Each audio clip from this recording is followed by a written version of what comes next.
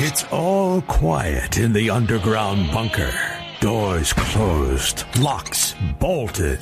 But the Great One isn't just resting on his laurels. He's making sure your weekend is even better by giving you his best. This is the best of Mark Levin.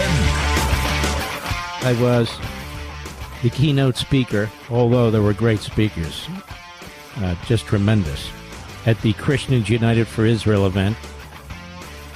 And Kufi represents almost 11 million active Christians in support of the United States, the State of Israel, and the Bible.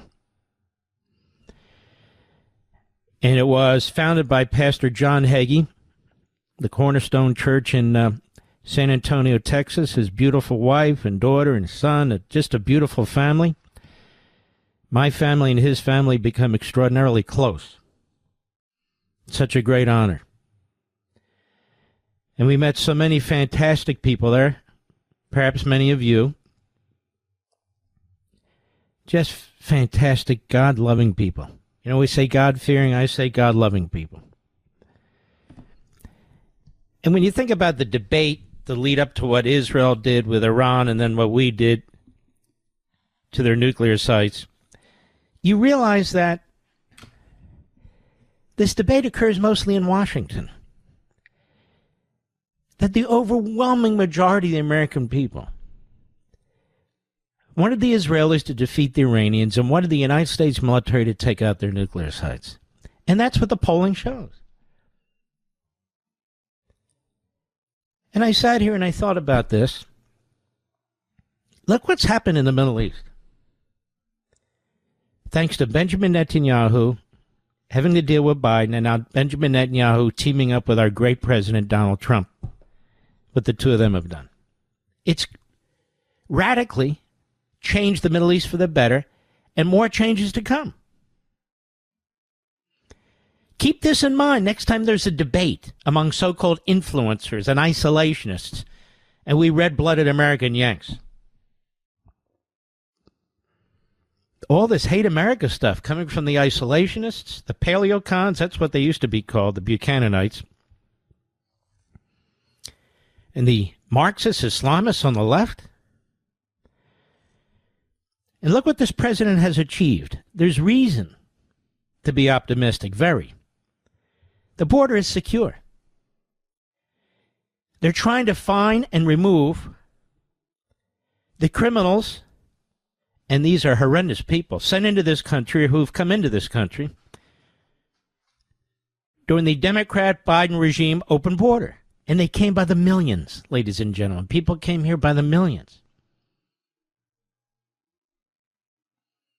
It's shocking.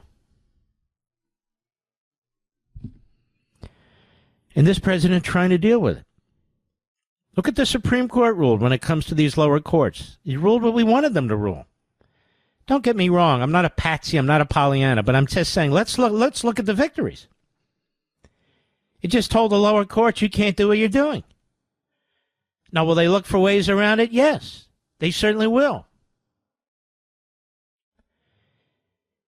But at least in the first round, which is a big round, we won.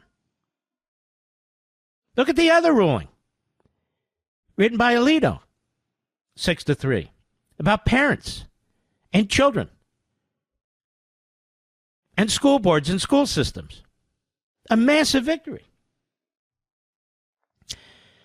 And if the president is able and the Republican leadership is able to get this bill through, whether it takes a little longer or not, you're going to have a massive tax cut. Not everybody, but 70% of the American people. A massive tax cut. And for those of you who don't get much of a tax cut, at least you'll be able to hold on to most of the tax cut you had in the prior Trump term. Now, you might talk spending. I don't disagree. But what's the alternative here? The Democrat Party wants massive tax increases and even more spending. And I would say to my conservative brothers and sisters, I want bigger spending cuts too. But you can't do it when you have a 3-vote majority in both houses of Congress, because you have the Susan Collins types, or you have the Rhino types, you have liberal Republicans, or whatever you have. So it's impossible to accomplish what we want to accomplish.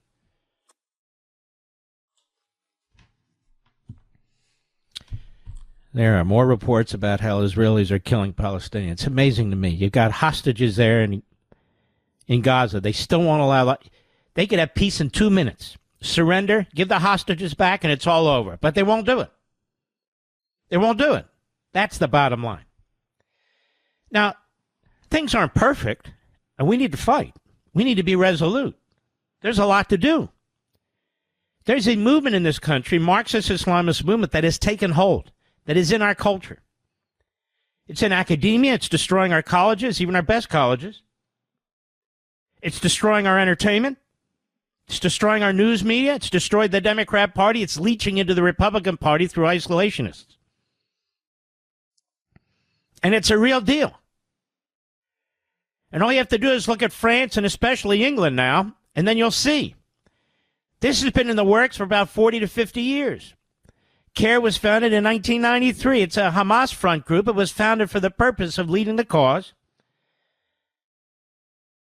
to try mainstream radical jihadi Islamicism. And the Marxists long ago took over our faculty in the 1960s. And you have the fusion of what I've talked about repeatedly of the Marxists and the Islamists. They are here. They are dangerous. They've basically conquered the Democrat Party. That's what they've done. They've basically conquered the Democrat Party. How did this happen? It's in my book, On Power. Where are we going with this? It's in my book, On Power. Why do they hate us? Why do they want to destroy us? It's in my book, On Power. What about the Democrat Party? It's in my book, On Power. I delve into faith belief, the Judeo-Christian belief system versus the Marxist-Islamist belief system.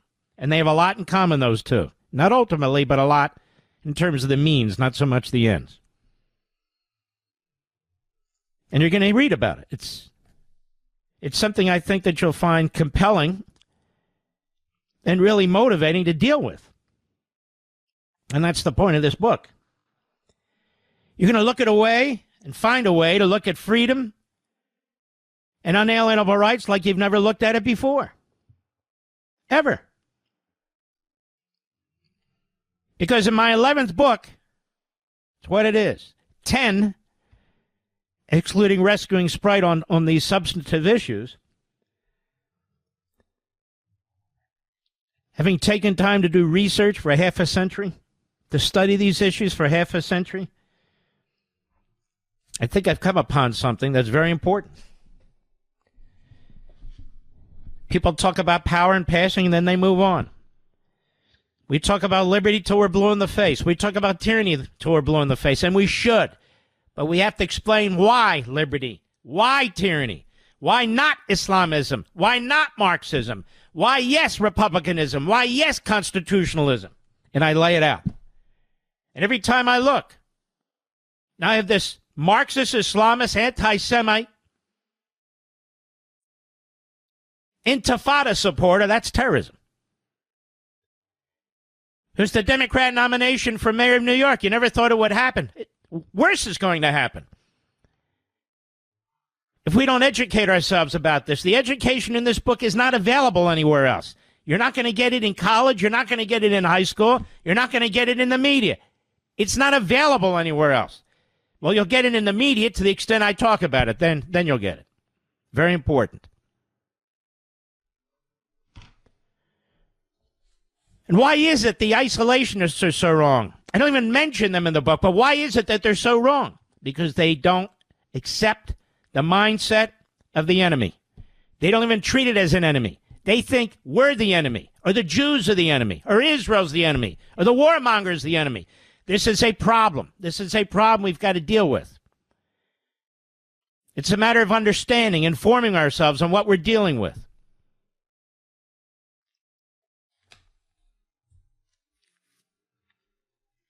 I divide this book into different chapters. There are not a lot of chapters. There are not a lot of chapters. But each one is very important. The first chapter is on power. What do I mean by this? Think about power. It's ubiquitous. So what do I mean by it? And how am I going to fashion a discussion about it? Chapter 2 is on negative power. Well, what does that mean? People think they know what it means, but people really don't know what that means. So I broke out that piece and I explained that. Next chapter, obviously, positive power. What does that mean? Why is it positive? Chapter 4 is on language. I address on language in other books, but this time I address it in another way. In relation to power and wokeism and speech rules on college campuses and on and on and on. On rights. What does power have to do with rights? We have rights right there in the Declaration of Independence. Unalienable rights. Well, there's a difference between God-given unalienable rights and how those unalienable rights given to us by God are manifested right here on earth. The earthly application of those unalienable rights. So we're going to discuss that in the book, chapter 5, and much more. What do we mean by liberty? Well, ladies and gentlemen, I went to the greatest sources of that word. I went to Aristotle and Cicero. I went to John Stuart Mill, wrote a whole book called On Liberty. I wrote to the founders, I went to the founders of your country, and many more. And you know what I found, Mr. Producer? There's no great definition for liberty. It's typically described by what it's not, or in the context of something else. And so we get into this. What really does liberty mean? Now, this book could have been 1,000 pages long. It could be 10 books. If I decided to apply power to immigration, power to equality, power to you name it. But that's not the nature of this book. And if I wrote a book 1,000 pages long, you wouldn't read it. Neither would I. Be a good doorstop, probably. Or one of those cocktail table books and nobody reads. It just sits there. I want you to read it. That's why when you read this book, you'll find there's a limit on the number of endnotes, because most of it's my own thinking. There's endnotes. I give credit where credit's due. You will find that the book, the substance of the book, is 182 pages long, not 300 pages long. You will find in each page, in each chapter, something that is intriguing and compelling. You may have to go back and read it twice, maybe 3 times, to think through the points that I'm raising with you. And you're going to find that this book has everything to do with what you discussed at the breakfast table, at the dinner table, at Thanksgiving. This book has everything to do with the debates that go on in this country. This book has everything to do with 80% of what you see on TV or listen to on radio. And it's going to change the way you view things for the better. For the better. We have a hell of a show for you this evening, ladies and gentlemen. I'm glad to be back. I'm so honored to have been at Kufi. And what a beautiful honor from those folks. Just so inspiring. I just wish all of you could have seen it. All of you could have been there.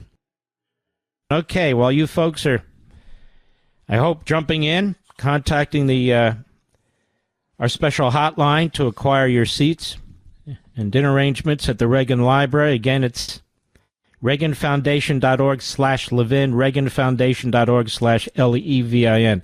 Zorhan Mandani is a young democratic socialist. Now, ladies and gentlemen, every time you hear socialist, I want you to think of Marxist or communist, okay? He's not a socialist. Socialist is an economic system, so he's an economic socialist, but he's a Marxist, the iron fist of tyranny.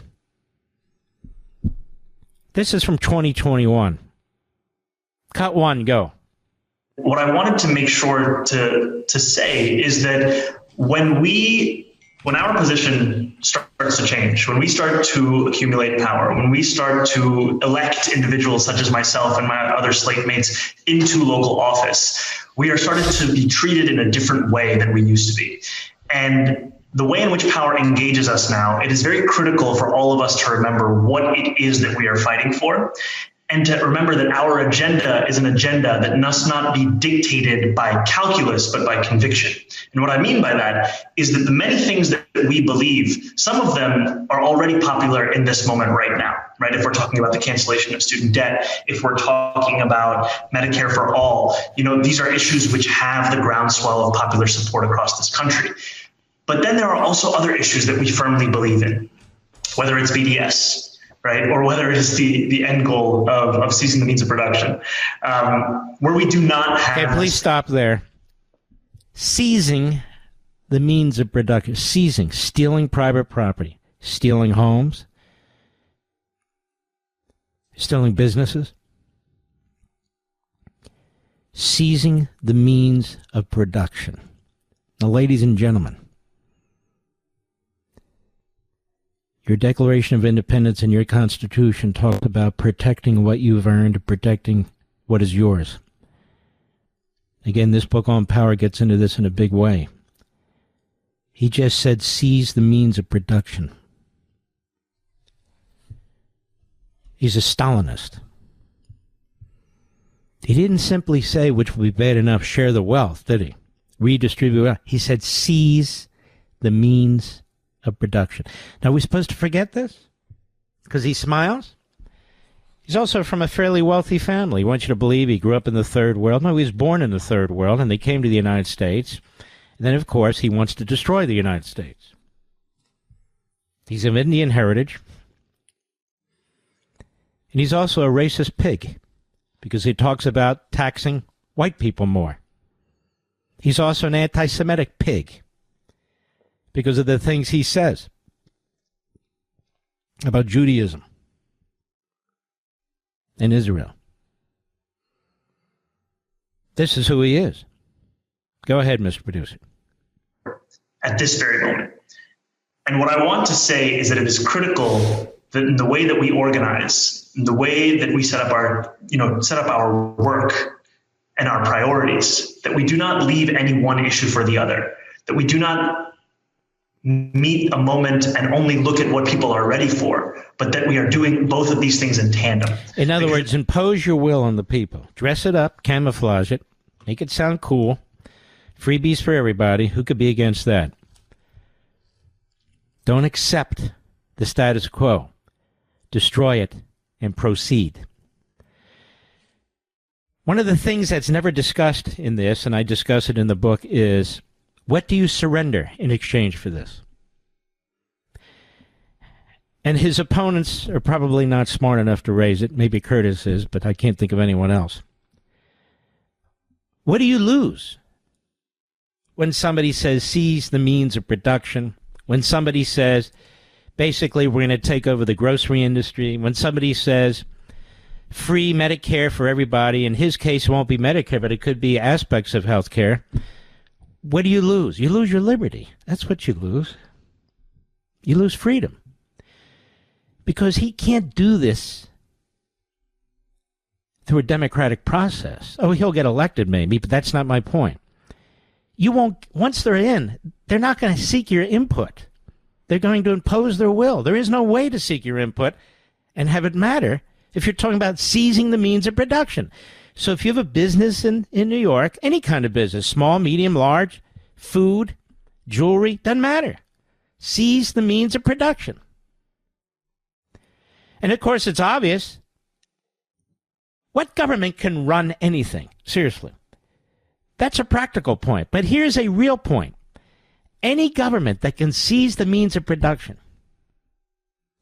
can steal your liberty, can steal your mobility, will make decisions about your life in the name of the people, even though the people aren't consulted. This guy is a hardcore Stalinist. He's a Stalinist. Oh, does that mean he's going to lock everybody up? No, but that doesn't mean he's not a Stalinist. He has a Stalinist mentality. That's what he is. Mark Levin.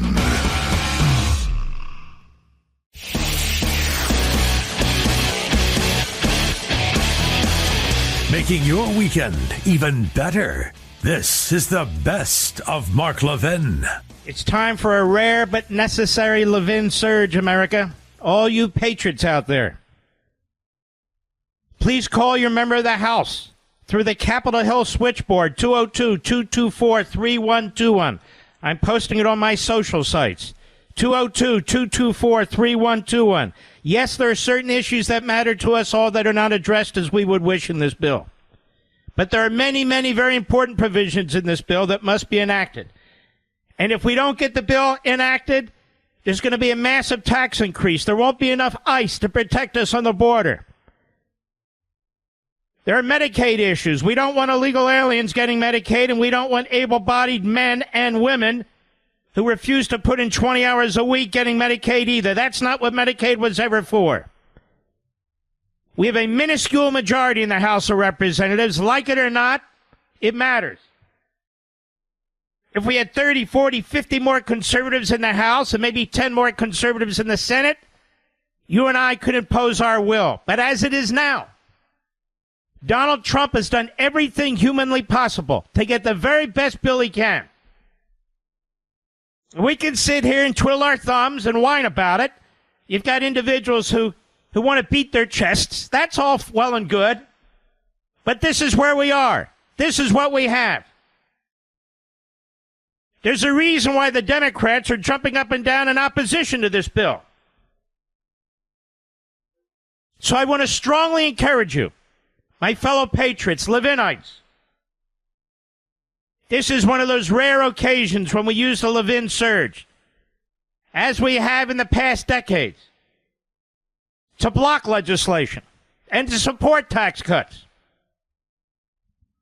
There are tax cuts in this bill that should positively affect the vast majority of you in my audience. The vast majority. So it is time for a Levin surge. It is time for patriots to come together, to make your voice heard, to flood the Capitol Hill switchboard, starting right now, 202-224-3121.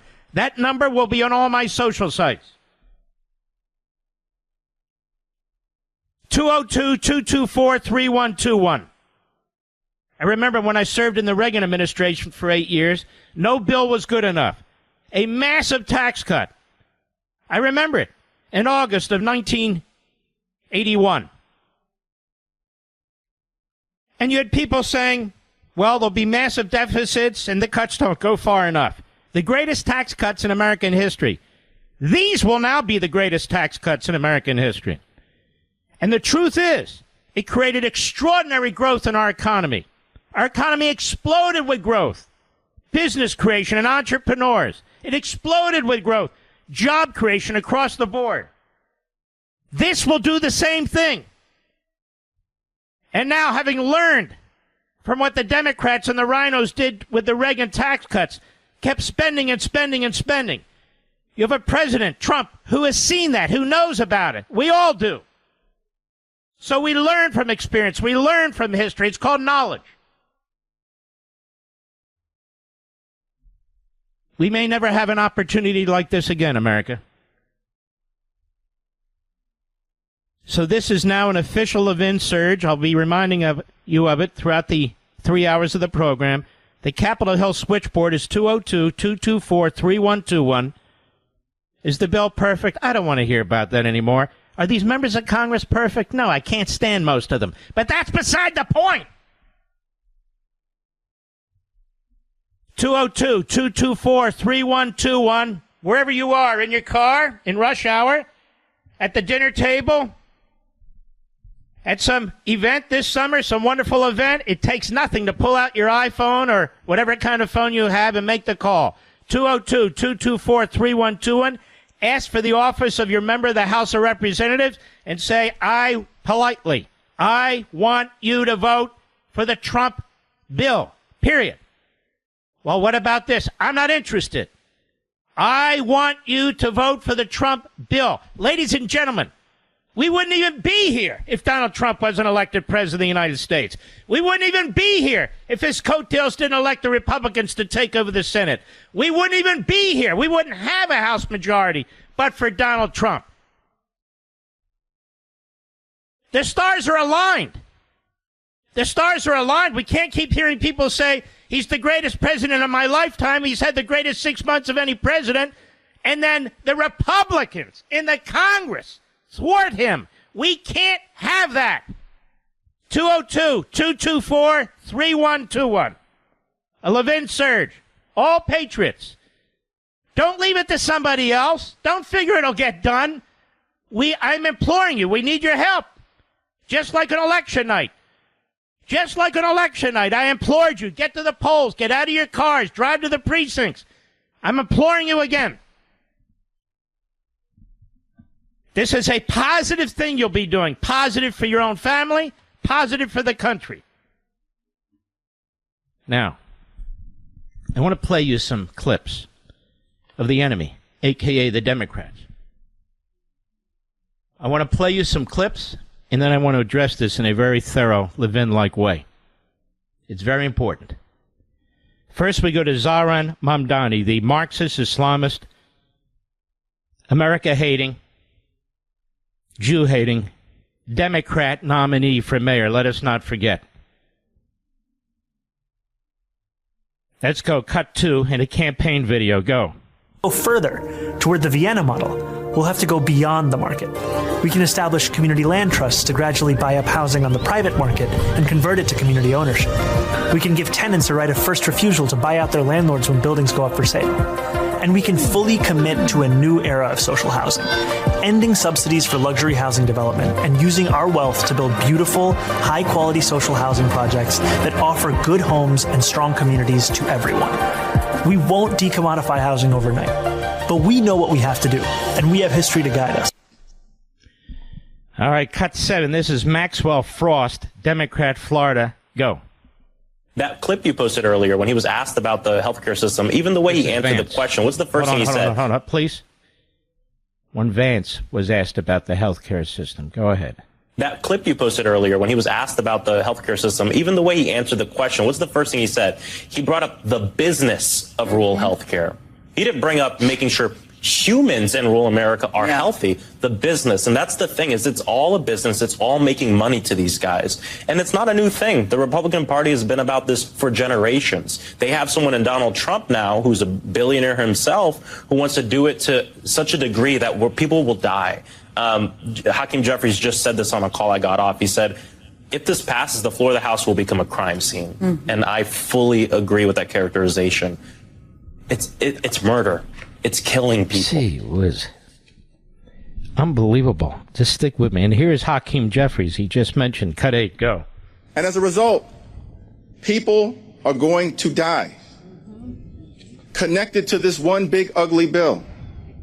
Tens of thousands of unnecessary American deaths per year. Shame on Republicans for even bringing this bill to the House floor.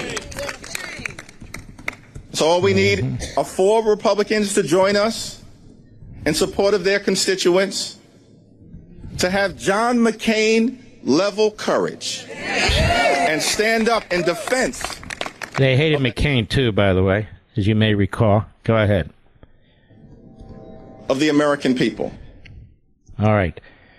One more. Pelosi on the floor today. Cut 10. Go. The gentleman just ended by saying to vote for this big, beautiful bill. This big, beautiful bill? Well, if beauty is in the eye of the beholder, then you, GOP, you have a very blurred vision of what America is about. Is it beautiful to cut off food from seniors and children? Is it beautiful to cut off... She's slurring her speech now. It's time to hang it up, don't you think? Go ahead. Million people from health care. Is it beautiful to do this, to give tax cuts to billionaires in our country? Is it beautiful to take money from education and the rest? The list goes on and on. Dr. King nearly 60 years ago said, of all the forms of inequality, injustice in health is the most shocking and the most inhuman because it often results in physical death. We come to this floor with a moral force of Dr. King's words in our heart. Let us not, with this bill, turn the American dream he talked about in a nightmare for America's seniors, the disabled, Oh, for God's our sake. children, our children, our children. Let us vote no on this shameful bill and throw a punch for the children. Sounds like she's been drinking the punch, don't you think, Mr. Producer? I'm going to take a break now. We're going to take some time to break this down. This is very, very important, because this is what we hear more and more of this, how they sell you the pie in the sky, and if you don't agree with them, you're out to kill people and starve children. And I've had about enough of this. You're here because you're the smartest people around. You just are. And I'm blessed to have you out there, and we're gonna really take a chunk out of this now and discuss what's actually going on. And we're going to do it through On Power, Chapter 4 on language. And I think you'll see why I'm trying to promote certain ideas and arguments, because we are surrounded by these cultural, political, and governmental evils. So when it comes to language, I point out the pursuit and maintenance of negative power, which is what the left stands for, require the utilization of negative techniques of communication, including manipulation, deception, repetition, deceit, concealment, distraction, and fear-mongering in language that is intimidating, self-serving, and orchestrated. Now, does that not describe exactly what you just heard, Mr. Producer? It is an approach that seeks to arouse prejudices and stifle independent thought. The purpose is to exert power over language and to control the population without moral reservations. Indeed, morality itself is said to be relative or nothing but an abstraction, concealing the rot of open societies and democracies and obfuscating the exploitation of the people.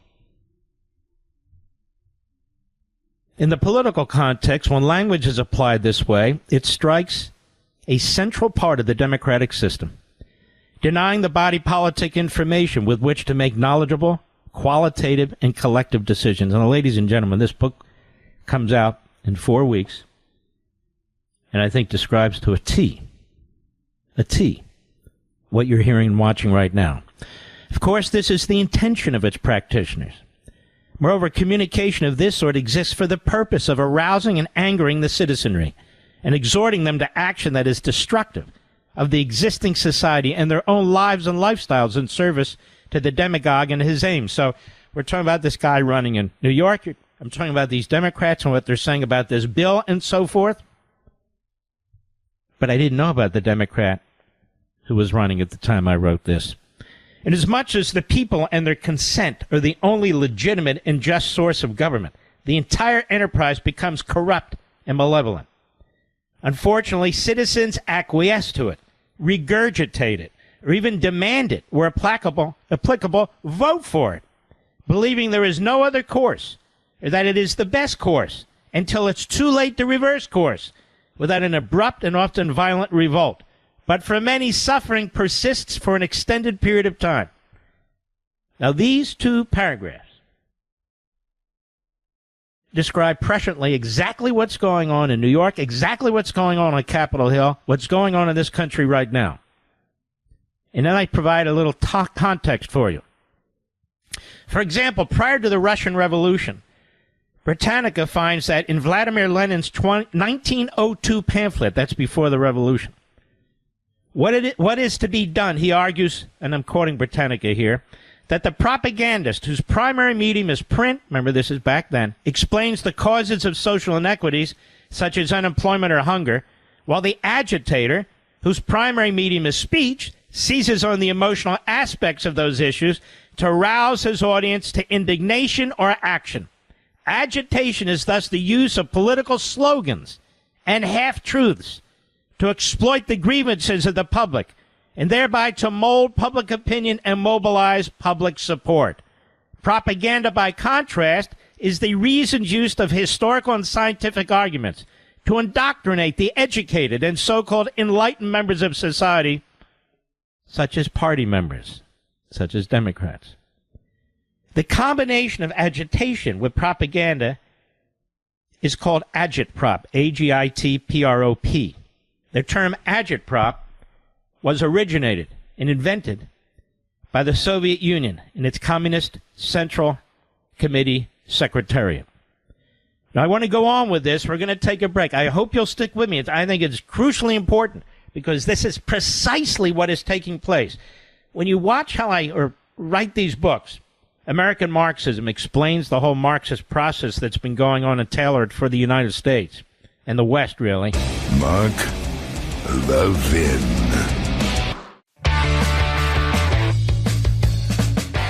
You're listening to the best of Mark Levin. I want to read something to you, folks. Alexis de Tocqueville, Democracy in America. Democracy in America is really 2 volumes of what he wrote as he was traveling in America. He died at a very young age. I think he was about 50. And these 2 volumes, which together are Democracy in America, they really weren't read very much, and they certainly weren't popular for about half a century. And now they are embraced strongly by people like me. And so, in my book on power, I quote the following paragraphs, and tell me what you think. And by the way, this is what we're going to do at the Reagan Library. We have interaction. It's an intimate discussion, and it's just fantastic, just for those of you who've never participated. In his book, Democracy in America, Alexis de Tocqueville, the renowned French political scientist and historian who traveled throughout America, presciently wrote in 1840 what he believed could be America's downfall as a democracy, a massive administrative state. Here's what he said. Above this race of men stands an immense and tutelary power, which takes upon itself alone to secure their gratifications and to watch over their fate. The power is absolute, minute, regular, provident, and mild. It would be like the authority of a parent if, like that authority, its object was to prepare men for manhood, but it seeks, on the contrary, to keep them in perpetual childhood. It is well content that the people should rejoice, provided they think of nothing but rejoicing. For their happiness, such as a government willingly labors, but it chooses to be the sole agent, does the government, and the only arbiter of that happiness. It provides for their security, foresees and supplies their necessities, facilitates their pleasures, manages their principal concerns, directs their industry, regulates the descent of property, and subdivides their inheritances. What remains but to spare them all the care of thinking and all the trouble of living? Thus it every day renders the exercise of the free agency of man less useful and less frequent. It circumscribes the will within a narrower range and gradually robs a man of all the uses of himself. The principle of equality has prepared men for these things. It has predisposed men to endure them, and often to look on them as benefits. Absolute genius. Goes on, after having thus successfully taken each member of the community in its powerful grasp and fashioned him at will, the supreme power then extends its arm over the whole community. It covers the surface of society with a network of small, complicated rules, minute and uniform, through which the most original minds and the most energetic characters cannot penetrate, to rise above the crowd. The will of man is not shattered, but softened, bent, and guided. Men are seldom forced by it to act, but they're constantly restrained from acting. Such a power does not destroy, but it prevents existence, does not tyrannize, but it compresses, enervates, extinguishes, and stupefies a people, till each nation is reduced to nothing better than a flock of timid and industrious animals, of which the government is the shepherd.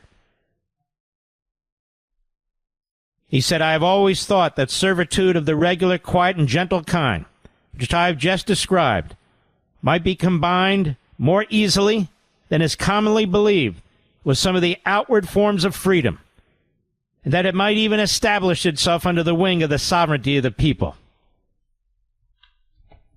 Alexis de Tocqueville, that's in my book on power, and it's very, very important, isn't it? Very important.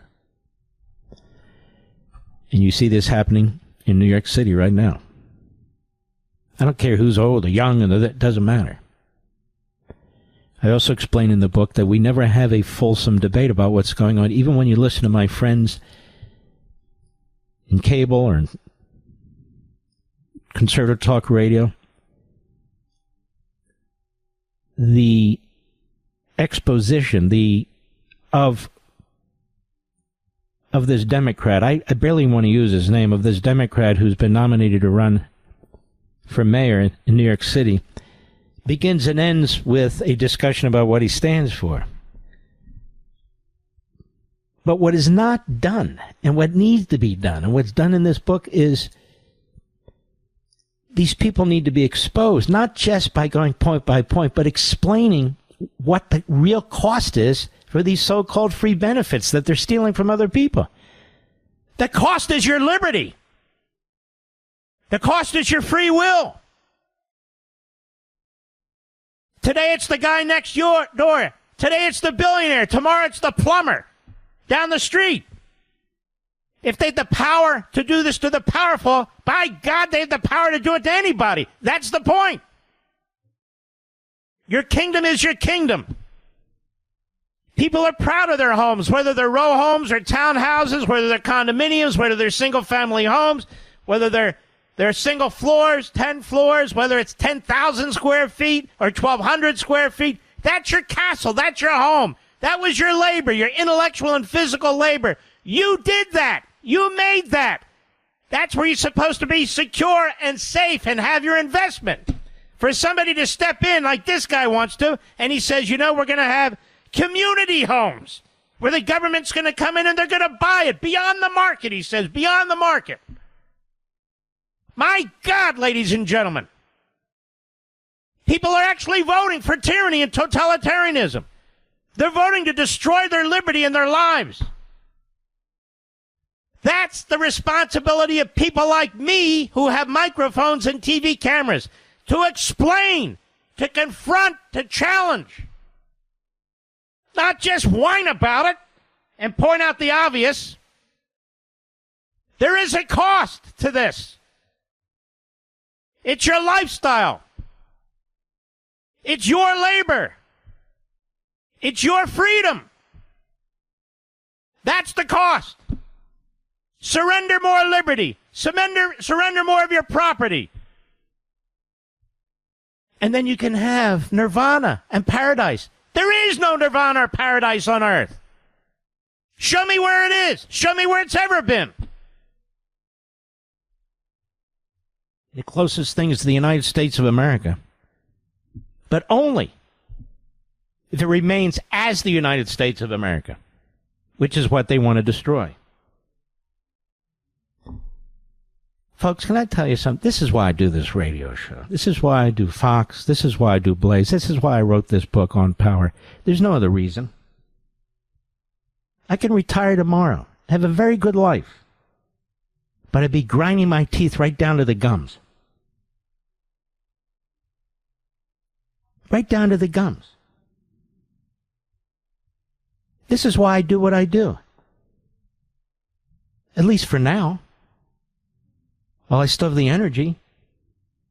How can I abandon these platforms where I believe I'm explaining the nature of this country, the founding of this country, the reason we have this country, where I can use our Constitution and free speech in order to communicate with you? Well, I'm still able to go to what I consider, like when I go to the Reagan Library, a couple of these, that's a town hall meeting for me. It's where I want to meet you and you meet me and we talk.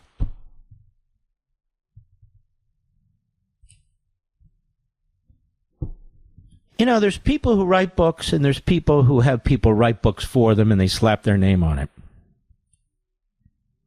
Have you noticed how consistent my books are? Except for Rescuing Sprite, which was a very important book. But the other 10 books, if you put one next to the other, they're actually volumes. There's volume 1, Men in Black. There's volume 2, Liberty and Tyranny. There's volume 3, Ameritopia. One after the one after the other. It's not an accident. I don't write self-help books. I don't write books about who did this and who did that and made me what I am today. And I don't care about that stuff.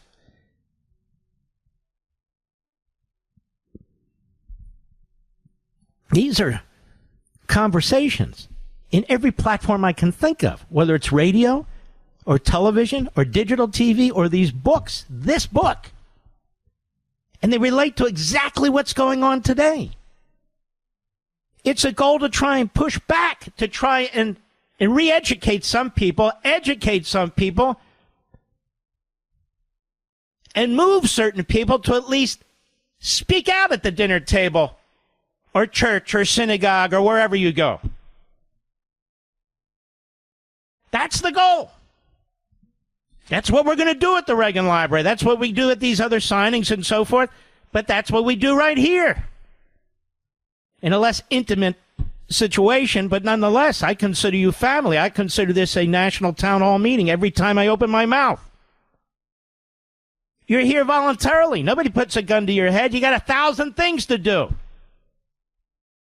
But you're here. And so it's my responsibility. God gave me this. I don't really know how I got here. People say, how did you get? I really don't know. I really don't. But I'm here. We all have an obligation and a role. This is mine, and I'm happy with it, and I'm proud of it. But it's mine, and this is what I try to do, to share it with you. Mark Levin.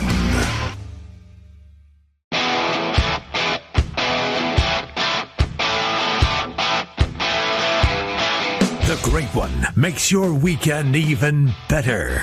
This is the best of Mark Levin. Another day to celebrate.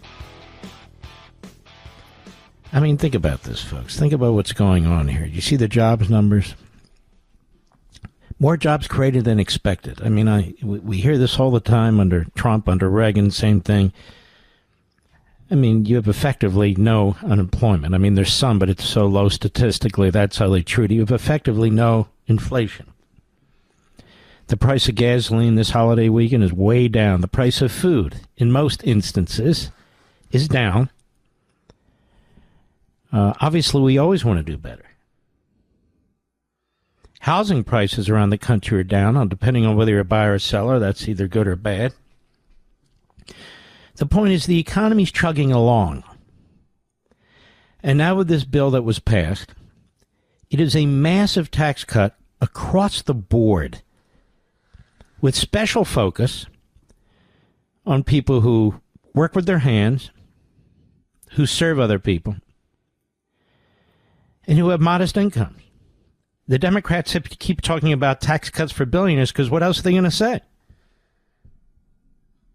What else are they going to say? So which tax cut is it for billionaires? Can somebody, at some point, one of these reporters ask the Democrats, what tax cut is for billionaires? What are you talking about? Now, there could be a tax cut that encompasses everybody that affects billionaires, but what is the tax cut for billionaires? Which one is it? No, you don't know, and I don't know, because there isn't one. So they keep saying tax cuts for billionaires. Well, which one is it? There aren't any. They're liars. But you know they're liars. They and their media, that's what they do. They lie. And I have a few goons, thugs, and knuckleheads in the Republican Party who do the same thing. Just like the Israeli attack on Iran, or our attack on the nuclear sites, World War III. Carlson was talking about that. Pardon me. What's that slob's name again? I don't know. O'Bannon was talking about it. Marjorie Trader Greene still talking about it. They've become irrelevant. Irrelevant. The Democrats are either becoming irrelevant or, depending on which one you listen to, more extremist. They don't represent the American people. They hate you. They hate you. They lie to you incessantly. I mean, President Trump is pushing through his agenda with the tiniest of margins in the House and the Senate. And you have to give a lot of credit to Mike Johnson. He's a hell of a speaker. Kevin McCarthy was too, by the way. But this Mike Johnson, he's like the Houdini of legislation. He's able to get these things done. It's unbelievable. It really is. Of course, he has the help of President Trump, but he's still the quarterback in the House of Representatives, trying to serve the American people and the president and get this thing done. And Thune over in the Senate did a very good job, too. So sometimes we should take a victory lap. It's okay. Is there a lot more to do? Well, of course there is. There is a lot more to do. The lower courts were pushed back by the Supreme Court the other week. That's a good thing. A good thing. The role of parents in the raising of their children was supported by the Supreme Court. That is a good thing. This bill includes school choice. This is a good thing. It's a good thing. Do we need to slash spending? You better believe we do. But what did I write in the Liberty Amendments? Washington can't do it. It just can't do it. And so we need our states to step up, our state legislatures, don't we? And to begin the process of capping and limiting the percentage of the GDP that the federal government can spend. But you can't do that in a single budget bill all of a sudden with the tiniest of majorities. This is the reality. And many of the people who are yammering away, they don't even support Convention of States. So you can, of course, support Convention of States and this bill at the same time, understanding reality. I said Washington can't do what needs to be done. That said, the states can. It's fantastic what's taking place here. I'm very excited about it. I'm very excited about what the court has done. It's going to disappoint us. Don't worry. That time will come. But right now, these decisions have been excellent. What's happened in the Middle East is superb. Absolutely superb. Not a single American military personnel wounded, let alone killed in any of these actions. And Iran doesn't have a nuclear weapon or intercontinental ballistic missiles. These people were all wrong. They're a disgrace. The border is secure. This bill is going to triple, basically, the number of ICE individuals and the ability to have detention centers and so forth to really push people out of this country who shouldn't be here in the first place. Terrible, horrible criminals in many cases. You don't get enough credit. You, the American people. I haven't heard anybody thank you. I'm thanking you. Because but for you, Donald Trump wouldn't be president of the United States. But for you, we wouldn't have a majority in the Senate and the House. You did this. You wanted it. You did it. You voted. And you got it. And you got it. All of you, and there were a lot of you, I'm told, who called Capitol Hill last evening and through the night and into the early morning, urging your representatives to vote for this bill, I'm told you had an impact. So I want to thank you. I'm not saying it's the impact or what percent. I'm just telling you, you had a very positive role. And I want to thank each and every one of you in this audience who did it. I have the best audience. You're the best, folks. By far. You're just terrific. Now, tomorrow, as you know, is Independence Day, July 4th, 2025. 249 years ago, people keep saying 250, 249 years ago, the Declaration of Independence was signed after some pretty brilliant and emotional debating that took place in Philadelphia in what was the State Assembly building, but we call Independence Hall now, the Second Continental Congress. The Second Continental Congress. And there are a lot of states that were very skeptical about jumping into this war, which had already started. Lexington and Concord had already been fought. Bunker Hill had already been fought. So you had several states, particularly in the South, that were selling a lot of cotton to Britain, saying, why are we getting into this fight? They're not bothering us. But they did. So when we come back, I want to tell you a little bit about what took place 249 years and a few months ago at Lexington and Concord. The shot heard round the world. You've heard that phrase. Just to give you a very short little history lesson. Many of you may already know this. But you're going to be celebrating tomorrow and throughout the week in our independence. Mark Levin.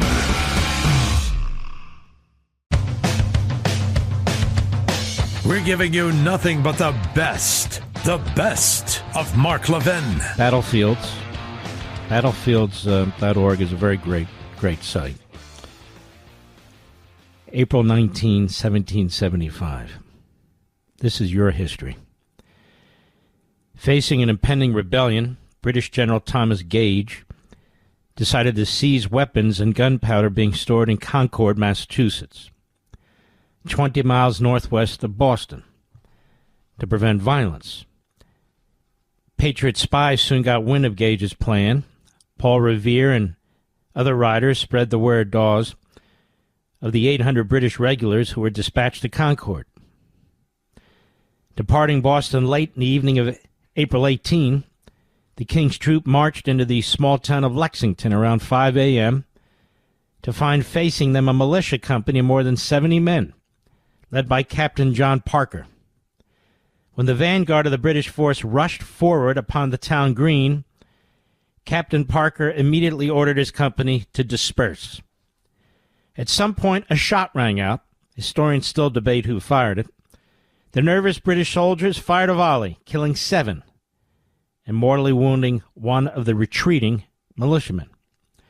The British column moved on towards Concord, leaving the dead, wounded, and dying in their wake. Parker and his men would have revenge later that afternoon. Arriving in Concord around 8 a.m., British commanders Francis Smith and John Pitcairn ordered several companies, about 220 troops in all, to secure the North Bridge across the Concord River, and then continue on another mile to Barrett Farm, where suspected cache of arms and powder were presumably located. But by the time the British arrived at the North Bridge, a growing assembly of close to 400 militia from Concord and the surrounding towns had gathered on the high ground overlooking the North Bridge. From their vantage point on the hill, they could see smoke rising from Concord, the result of British burning some supplies that they had uncovered. Thinking the town was put to the torch, Lieutenant Joseph Hosmer of Concord shouted to his fellow officers, "Will you let them burn the town down?" The decision was then made to take action. Colonel James Barrett ordered his companies to march upon the bridge, but not to fire upon the British soldiers unless first fired upon. The Acton Company, commanded by 30-year-old Captain Isaac Davis, was placed at the head of the column. When asked if they were prepared to confront the British troops, Davis said, "I haven't a man afraid to go." Now, first of all, isn't it amazing? These men of history that literally began the war for independence in 1775, nobody ever talks about them because nobody has ever heard of them because it's not taught. Colonel James Barrett, Lieutenant Joseph Hosmer. Just as some example, Captain Isaac Davis, 30 years old. They all put their lives on the line. Incredible. Incredible how much history we don't know and isn't taught. So these Minutemen, and they were called Minutemen because in a minute's notice they were able to arm themselves and come to the core of the battle. The Minutemen formed up and marched down the hill. As they did so, the British soldiers, intimidated by the colonial numbers and orderly advance, retreated to the opposite shore and prepared to defend themselves. When Davis's company came within range, British soldiers opened fire, killing Isaac Davis and also Abner Hosmer, another Acton Minuteman. Major Buttrick of Concord shouted, "For God's sakes, fire!" And the Minutemen replied with their own volley, killing 3 British soldiers and wounding 9 others. This volley This volley is considered the shot heard round the world at Concord. The rest of the British troops retreated back to town. Smith and Pitcairn, the Brits, soon ordered a return to Boston, which developed into a rout as thousands of Minutemen patriots descended on the area, as the British were attacked from all sides by swarms of angry Minutemen, along with what is known as the Battle Road. When they reached Lexington, John Parker and his men had their revenge, firing on the British regulars from behind cover. For the next 12 miles, the British were continually ambushed by Minutemen shooting from behind trees, rock walls, and buildings. The emotions of this fight carried well beyond April 19, inspiring American warriors to rise up and fight again, even in the face of staggering odds against them. Having heard of the morning fighting at Lexington, British General Gage ordered Lord Percy to march from Boston with a relief column. The column reached Smith and Pitcairn's men on the eastern outskirts of Lexington, but Minutemen continued to pour in as word spread quickly throughout the area.